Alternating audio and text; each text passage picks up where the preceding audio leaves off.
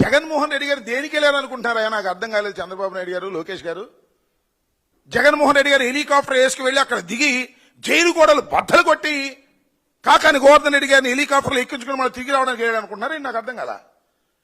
ఏమిటా వ్యవహారం, ఏమిటా బందోబస్తు, ఏమిటా ముళ్ళ కంచెలు చుట్టూరా వేశారండి.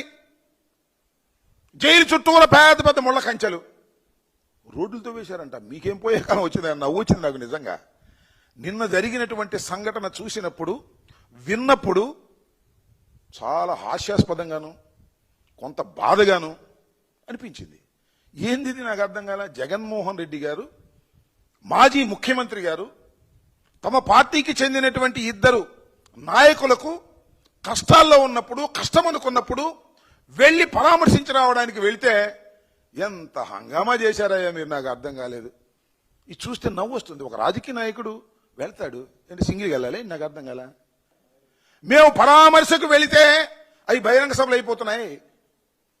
జగన్మోహన్ రెడ్డి గారు కారెక్కి రోడ్డు మీదకి వెళితే అవి ర్యాలీలు అయిపోతున్నాయి. అదే అదృష్టం. ఆయనకున్నటువంటి ప్రజాబలం, ఆ ప్రజాబలాన్ని చూసి ఓర్వలేక ఏందండి మీరు చేసేది? నాకు అర్థం కాలేదు. వాళ్ళు ఎన్ని జరిగినాయి చెప్పండి.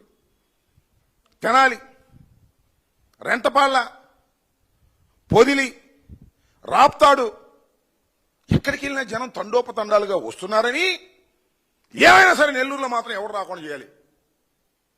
ఏందే మీ ఉద్యోగం? నాకు అర్థం కాలేదు. పోలీసులకి